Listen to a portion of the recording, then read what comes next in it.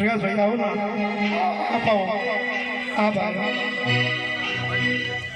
प्यार इतना किया था मैंने तुझे, लोग कहते हैं तू पराया था, लोग कहते हैं तू पराया।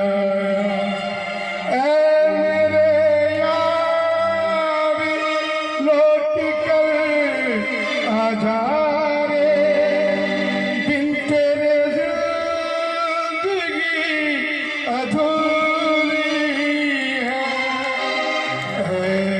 कुंदन भाई ना बजाइएगा, आंसू नहीं निकलने हमारे, आप ना बजाएं। आज हमें बिना सुर गाने थे, क्योंकि वो एक ऐसा फकीर था, ऐसा गवैया था। लखवटिया में मैं पहली बार गया, मैं बोला भैया नंबर आएगा, बोले क्यों को नहीं आ रहा विष्णु भाई, मैं बैठो नहीं, गोदी कर ले जाओ थाने। हमारे प्रकाश हमारे कालू भाई वास्ते जोरदार ताली लगाओ। ऐ मेरे दोस्त कौन लौट कर आजा रे, एक फूल तेरी समाधि पे रख कर,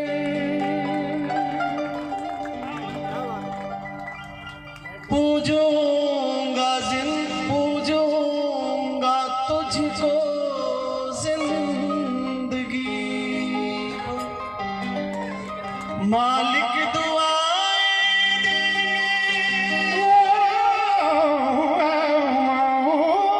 मालिक दुआएं देंगे तुझको हमेशा, मेरे ये आंसू मेरी बेजुबानियां, हे मेरे दोस्त लौट के आजा, बिन तेरे जिंदगी अधूरी है।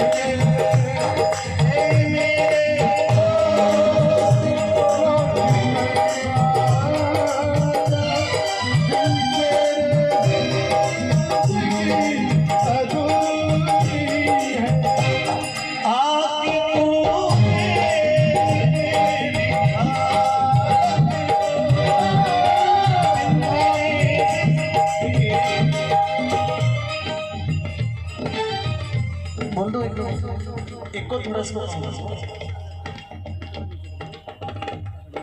हमने नहीं सोचा था कि ये दिन हमको देखने को मिलेगा, और राजस्थान के किसी भी कलाकार ने ये कभी नहीं सोचा था कि उनके लिए हम गाएंगे। आप में से बहुत सारे लोग यहाँ पर बैठे हैं, तो सभी का किसी न किसी रूप में उनसे किसी न किसी माध्यम से किसी न किसी उनके स्वरूप से आपका दर्शन, आपका दीदार आप रूबरू हुए होंगे। कोई मित्र के रूप में हुआ होगा, कोई ऑर्गेनाइजर के रूप में हुआ होगा, कोई उनके बाल सखा के रूप में हुआ होगा, कोई उनके विद्यालय के काल में हुआ होगा। हम लोग उनके जीवन के किसी न किसी पल के साक्षी लोग बैठे हैं। जब ये समाचार जब ये फैला कि वो नहीं रहे, तो ऐसा लगा कि जैसे पूरी दुनिया, पूरा संसार, ग्रह नक्षत्र, ये संसार, पृथ्वी, हवाएं सब रुक गई है। मैं बहुत करीब था उनके, और वास्तव में करीब था। उनके जीवन की कुछ विशेषताएं थी जो शायद उनके गांव के लोग या उनके परिवार के लोग या उनके बहुत करीब के लोग उस बात को जानते हैं। उसमें से एक बात का साक्षी मैं हूँ, क्योंकि जब भी मुझे वो फ़ोन करते थे तो सिर्फ और सिर्फ अपने मन की बात करने के लिए फ़ोन करते थे। और उनकी एक आदत थी कि जब तक फ़ोन रिसीव नहीं होता था तब तक वो लगातार फ़ोन करते थे, भले आधा घंटा घंटा पर। तो मैंने उनको पूछा, मैंने कहा कालू भाई आप इतने वर्षों से, क्योंकि 2001 के साल से मैं उनके सफ़र का साक्षी रहा, जब उन्होंने गुरुजीरा शब्द अमोल और काना काकरिया नाम से, जब काना काकरिया को जब उन्होंने दुनिया में लाया था, उसके साथ में उन्होंने अपने गांव के प्रति, वो चाहते तो अपने नाम के पीछे परिहार लगा सकते थे, वो चाहते थे। जब कैसेट पे फर्स्ट बार में जब कैसेट पे लिखा जाता है यदि किसी ऑडियो पर, तो वो उसका सरनेम वो जो चाहता वही लिखा जाता। फर्स्ट बार में कंपनी पूछती है कि आपके पीछे क्या लिखना है, तो वो चाहते तो परिहार लिखा सकते थे या अपने मन से कुछ भी नाम लिखा सकते थे। लेकिन उस आदमी की इस गांव के प्रति श्रद्धा रही कि उन्होंने अपने नाम के पीछे बिखरनिया लिखना तय किया, और इस बिखरनिया गांव को पूरे विश्व के सामने उन्होंने इस गांव को चमका दिया, रोशन कर दिया।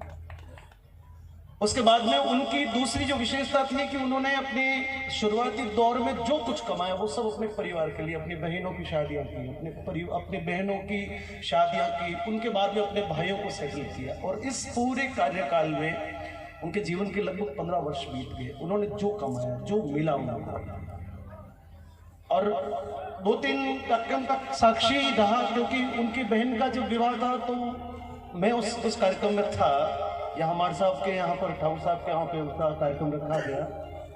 2 वर्ष पहले उनके पिताजी शांत हुए, तब हम उस माता जी उस जागरण में हम आए, तो उसको भी उन्होंने पूर्ण कर्तव्य रूप से निभाया। और फिर अभी लॉकडाउन में उन्होंने कहा कि प्रकाश भाई बहुत सुख के दिन जब आए थे, तो ये कोरोना नाम का ये दैत्य जो आया वो मेरे जीवन को बहुत मुश्किल में डाल गया। मैं कभी कभी पूछता था, मैंने कालू भाई आपको कुछ भी आवश्यकता हो, निसंकोच आप किसी और को कहें ना कहें, आपका मन हो, लेकिन मुझे जरूर कहिएगा कि मैं क्या कर सकता हूँ आपके लिए। आप सभी मित्रों को एक बहुत बड़ी बात में, आप ताली अभी ना बजाएं, लेकिन इसके बाद में उनके लिए ताली जरूर बजाएं कि वो आदमी इतना स्वाभिमानी था, वो आदमी इतना अपने मन से इतना स्वाभिमानी था कि उसने अपने घर के लिए या अपने परिवार के लिए किसी के आगे हाथ नहीं फैलाया। उसने किसी के सामने अपने हाथ को यूं नहीं किया। उसको लगता था कि जो मुझे मिलेगा मेरी मेहनत से मिलेगा, जो मुझे गाने के बाद में मिलेगा या मुझे मेरे गायन के बाद में मुझे तोहफा मिलेगा, उस पर मेरा अधिकार हो सकता है, लेकिन मैं अपनी प्रसिद्धि का, मैं अपनी योग्यता का या मैं अपने परिचय का मैं किसी भी प्रकार से फायदा उठाऊंगा। मैंने उनको बहुत बार कहा। एक बार अभी लॉकडाउन में बोला गाड़ी में टायर नहीं है, मैंने कहा मैं भेज देता हूँ। बोला कि नहीं, मेरे को बहुत ज्यादा आवश्यकता पड़ेगी, जिस दिन मेरे किसी भी कार्य में मैं जब बस नहीं चलेगा प्रकाश भाई मैं उस दिन फोन करूंगा, उससे पहले मैं इस बात को नहीं करूंगा। ये अपने आप में एक कलाकार के लिए बहुत बड़ी कुंजी होती है।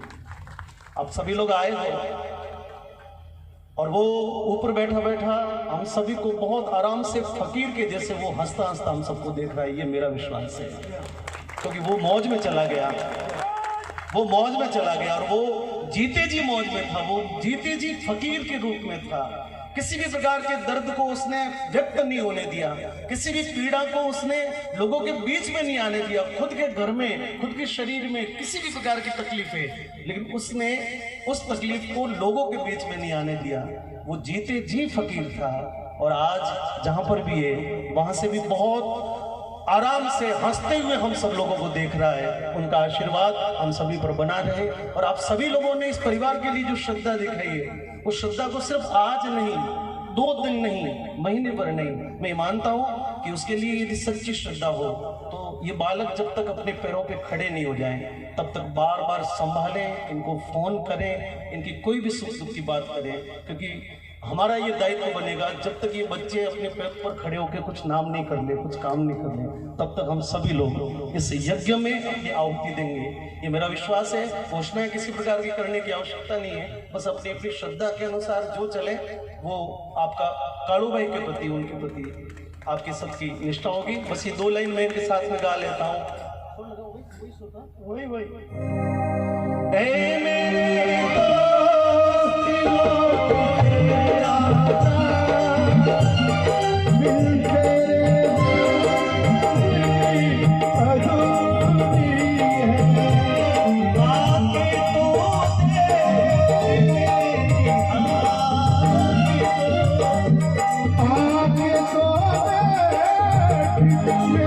हालत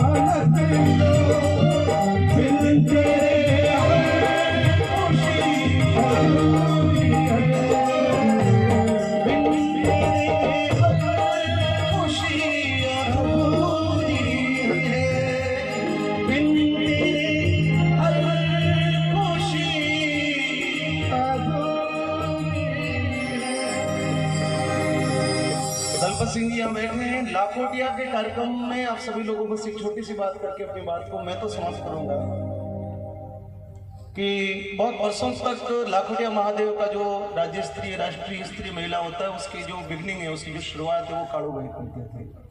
सरस्वती वंदना उनके खाते में फिक्स लिखी होती थी, उनको याद है।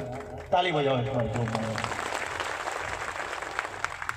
तो वहाँ पर आप सब लोग में से कोई गया हो शायद, लेकिन यहाँ जो जितने भी हमारे गायन वादन से संबंधित लोग बैठे हैं, वहाँ पर सामने जो दर्शक दीर्घा बनती थी उसमें बीच का जो जगह थी वो उसको वीआईपी जो मेहमान और विशिष्ट लोग जो होते थे उनके लिए बैठने के लिए वो स्थान मुकर किया जाता था।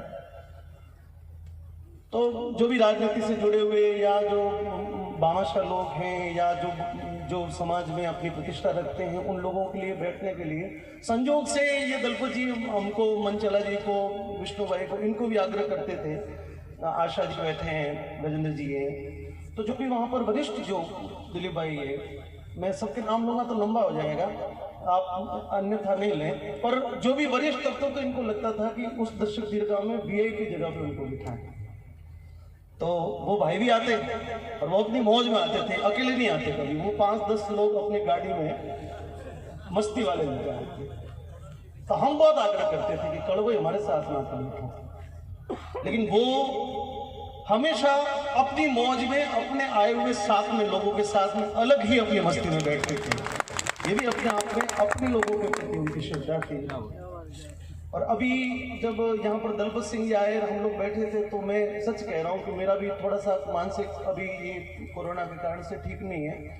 थोड़ी देर के लिए मैं भूल गया, मुझे भी लगा कि शायद लाखोटिया के कार्यक्रम में बैठे हैं, मनचला जी इधर बैठे हैं, दिलीप भाई इधर बैठे हैं और काड़ू भाई उधर पीछे बैठे होंगे, ऐसा एक विचार आया मन में। लेकिन अचानक से जब उनकी तस्वीर देखी फिर याद आया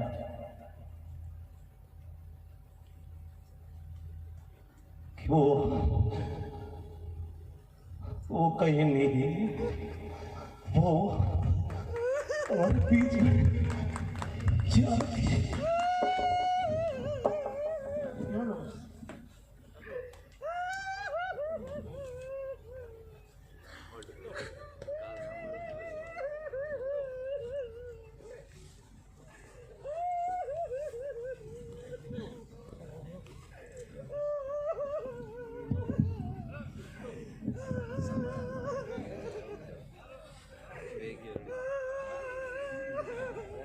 चलो सभी हिम्मत से काम लें।